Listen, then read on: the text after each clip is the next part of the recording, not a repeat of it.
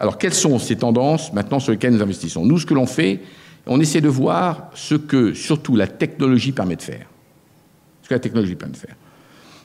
Par exemple, la technologie aujourd'hui vous permet de mettre deux personnes en rapport sans qu'il y ait de centrale téléphonique ni d'intermédiaire. Donc, nous avons créé une société qui s'appelle Zipcar. Certains d'entre vous la connaissent peut-être. Zipcar, aujourd'hui, c'est la plus grosse société de ce qui s'appelle de car sharing. Le thème, c'est quoi? Pourquoi être propriétaire d'une voiture quand vous habitez à New York, que le parking vous coûte 600 $ par mois, l'assurance 4000 $ par an, et la voiture, je ne sais pas combien, et que vous utilisez votre voiture un jour par semaine, au mieux. Pourquoi ne pas vendre la voiture? Et quand vous avez besoin d'une voiture, vous prenez votre téléphone, et là, pardon, vous cliquez sur Zipcar, ça vous localise, ça vous montre les voitures autour de vous. En 2 clics, votre voiture est réservée pour le nombre d'heures dont vous avez besoin. Vous allez à la voiture, vous ouvrez la voiture avec votre portable, la clé est sur le contact, vous démarrez, vous la ramenez, si vous l'avez louée pour 5 heures après au même endroit, et vous payez 8 $ de l'heure. Voilà ce que la technologie permet. Le car sharing, c'est l'explosion du moment. Ça se développe partout dans les grandes villes. Uber, je vous souhaite d'avoir Uber très bientôt à Montréal. C'est la même chose avec des limousines. Ça vous localise, ça vous dit il y a une voiture que vous pouvez suivre sur la carte, bouger et venir vous chercher. Ça vous dit votre voiture est là dans 5 minutes. Le chauffeur de la voiture a le même téléphone que vous, il n'y a aucun intermédiaire, il n'y a pas de téléphone. La société de taxi ne pompe pas 40% de marge au pauvre chauffeur qui est propriétaire de sa voiture. Uber leur prend 5%, et on est en train de tuer doucement le marché des taxis. C'est la raison pour laquelle ils se sont mis en grève à Paris quand on a lancé Uber. C'est la raison pour laquelle ils font un lobby à Denver, où je suis en ce moment. Ils font un lobby pour essayer d'avoir une législation qui empêche Uber de se développer. Mais c'est là où est le futur. Les taxis conventionnels sont terminés. Voilà ce qu'on appelle des métiers disruptifs. Bien évidemment, si vous allez voir une société de taxi en lui demandant si elle veut, ça l'intéresse de lancer Uber, elle vous dit non, parce qu'elle tue son propre modèle. Voilà une deuxième tendance sur laquelle on travaille. Ensuite, la tendance, ce qu'on appelle healthy living. Je le disais tout à l'heure, quand vous partez en vacances aujourd'hui, souvent, vous partez stressé. Et là où le club a été novateur dans le temps, dans les années 60, le tennis n'était pas accessible à tout le monde en ville. C'était compliqué, ça coûtait cher, il fallait se déplacer. Donc on apprenait à jouer au tennis au club. Aujourd'hui, tout le monde joue au tennis. Vous n'avez pas besoin du club pour aller jouer au tennis. Par contre, vous avez besoin de personnes qui vous aident à réapprendre à vivre normalement, qui vous aident à vous redécouvrir vous-même et qui vous aident à découvrir les autres avec lesquels vous êtes. Ça, c'est un produit que nous avons créé, qui s'appelle Miraval, à Tucson, Arizona, et nous sommes en train d'en faire un deuxième et de les implanter dans le futur dans les villes. Ça, c'est ce que j'appelle l'anti-resort. Le futur est énorme. Et pour les hôteliers qui sont dans la salle, j'en profite pour signaler, sur un plan purement économique, c'est que les facilités elles-mêmes, le hardware est très simple. C'est un hôtel très simple qui n'a rien d'exceptionnel. Par contre, le software que vous l'ajoutez à des prix relativement élevés et des marges sur le marge travail et infrastructure, etc., extrêmement faibles. Extrêmement élevés, pardon. Des coûts extrêmement faibles.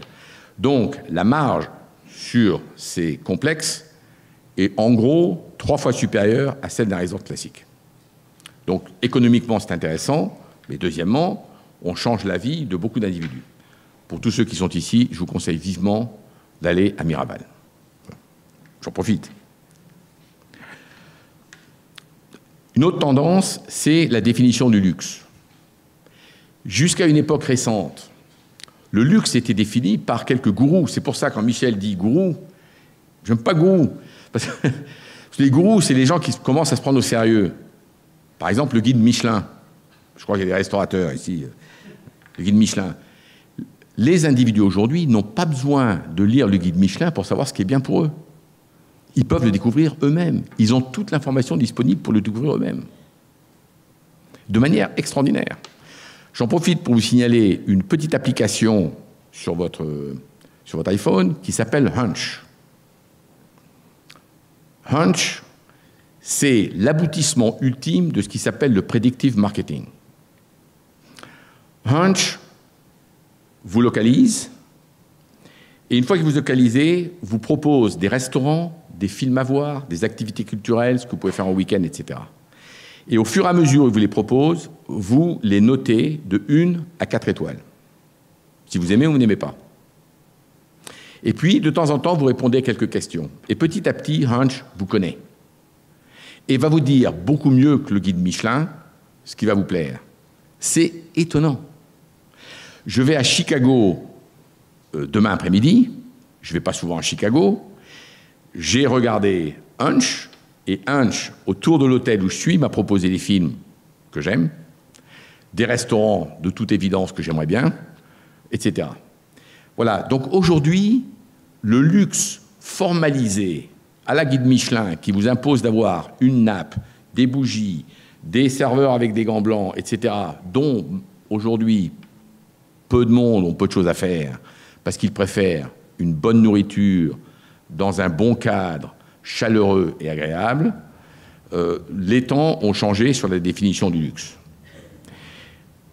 Nous avons créé 2 sociétés, enfin racheté une et créé une autre. L'une s'appelle Exclusive Resort, l'autre s'appelle Portico, qui surfent sur cette tendance du nouveau luxe. Le luxe, je le disais, n'est plus bling-bling. Aujourd'hui, le luxe bling-bling, ce sont les sacs Vuitton vendus au cadre moyen chinoise. Ce n'est pas le luxe.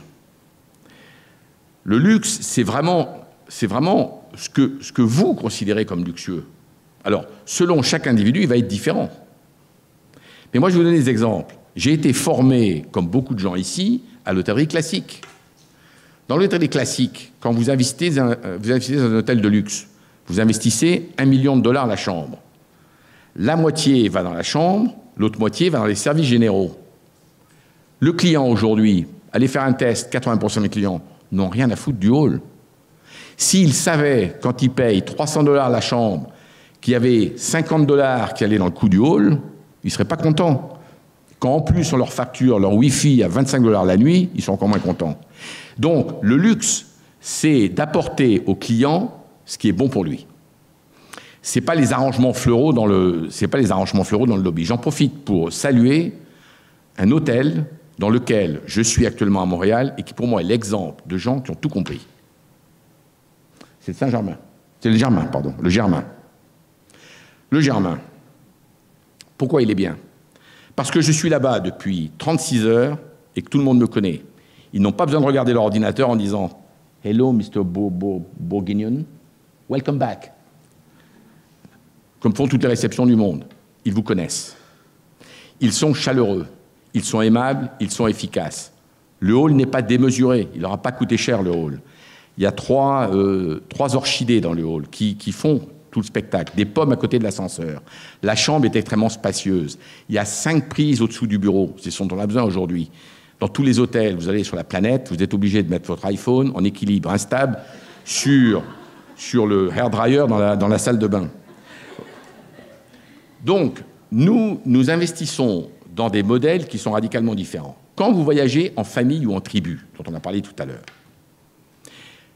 et que vous aboutissez dans 2 chambres communicantes dans un hôtel, quand vous avez de la chance, parfois, les 2 chambres sont séparées, que le repas est servi de 12h à 14h, que vos enfants n'ont pas le droit de courir avec du sable sur les pieds parce que c'est un restaurant chic, qu'il faut faire la queue pour aller à la piscine, que le housekeeping est fait à 9h du matin, c'est pas le luxe.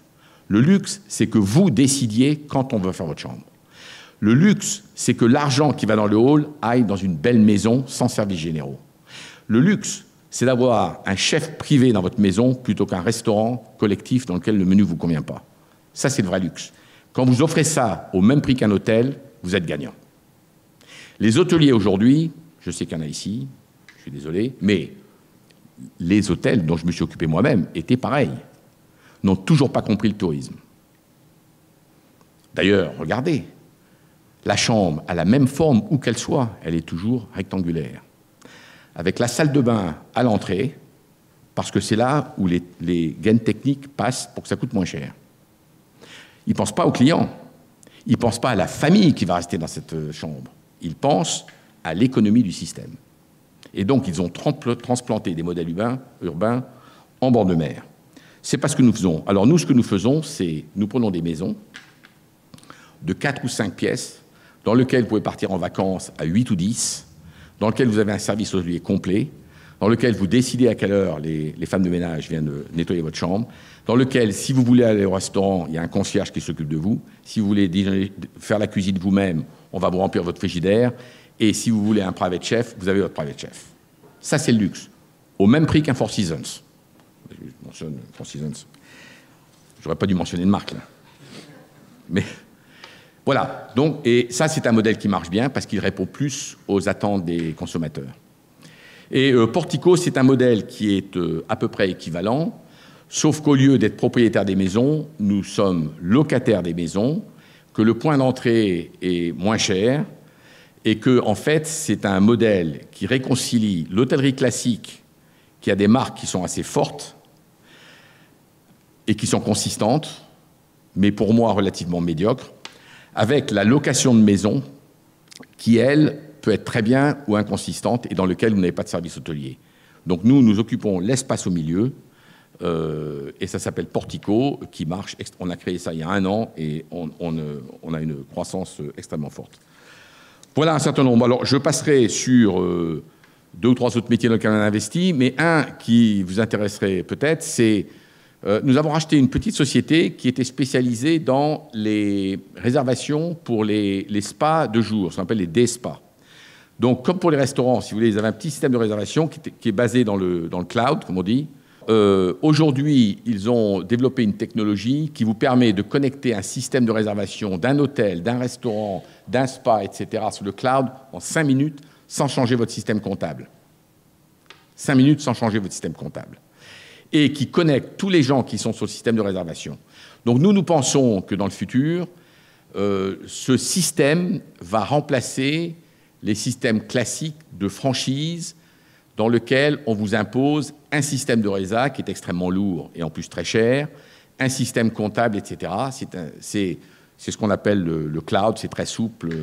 On a une petite équipe qui travaille là-dessus et on avait 1000 spas dont on faisait la réservation il y a 1 an. On a aujourd'hui 6000 entités dont on fait la réservation et on espère avoir 20 000 hôtels dans les 2 ans qui viennent. Voilà. Michel, c'est fini. Je voulais, alors après avoir parlé quand même technique, technologie, etc., vous voyez, hop, c'était les pages, je voudrais vous donner une citation que j'aime beaucoup parce que pour moi, elle résume ce que sont les vacances et le voyage. C'est une lettre qui a été écrite par Gustave Flaubert en 1858. Et vous allez voir, elle est d'actualité. Voyager, quitter tout, imiter les oiseaux, c'est une tristesse de la civilisation que d'habiter dans des maisons. Je crois que nous sommes faits pour nous endormir sur le dos en regardant les étoiles. Dans quelques années, par le déploiement de la locomotion, l'humanité va revenir à son état nomade. On voyagera d'un bout à l'autre comme on faisait autrefois. Cela remettra du calme dans les esprits et de l'air dans les poumons. Merci.